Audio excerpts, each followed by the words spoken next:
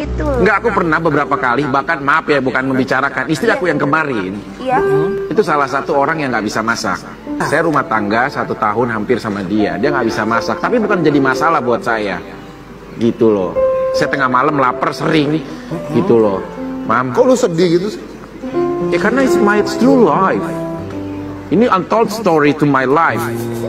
Ini hidup aku yang nyata gitu. Aku share gitu loh, bahwa kita tuh pria jangan egois karena wanita atau istri kita nggak bisa masak, kita hakimi dia sampai Ya bisa. tapi kenapa lu jadi sedih ceritanya? Ya maksudnya memaafkan kalau masak itu nggak bisa. Tapi saya tetap kok mencintai dia tanpa dia harus bisa masak sekalipun. Kalau aku sih mau masak Om Deddy, aku mau belajar walaupun aku nggak bisa. Sekarang saya tanya deh, Mas Deddy yang terhormat, penting nggak seorang istri bisa masak dan melayani atau menyajikan Penting. makanannya? Penting. Penting. Apa alasannya? Lah, kalau istri nggak bisa masak, maaf ya, maaf nih, istri nggak bisa masak tuh aneh. Pasangan loh. Ya aneh loh kalau nggak bisa masak. Kenapa? Lah, kok nggak bisa masak tuh gimana? Maaf ya, maaf nih, saya nggak pernah lihat Mbak Yoga atau Mbak kenapa? yang sering senam masak.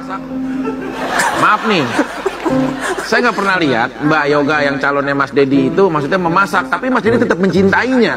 Berarti tandanya nggak harus mempermasalahkan soal itu. Saya kan? tidak gini, maaf Vicky, Anda salah nih, Anda ini udah salah nih jelasin. Salahnya? Loh, ini wanita banyak nggak di sini? Banyak. Ini banyak nih.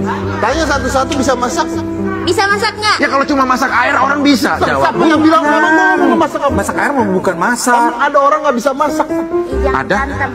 Pernah nggak Mbak Yoga masakin Mas Deddy? Saya tanya. Pernah. Jujur. Loh, saya berhubungan sama siapapun, wanita yang pernah sama saya semuanya bisa masak. Mbak Kalina, Bisa. kenapa pisah? Kalau dia bisa masak, dia bisa masak. Kalau menjadi pemasak dia melayani yang baik, kenapa itu? Serangan balik. Serangan apa?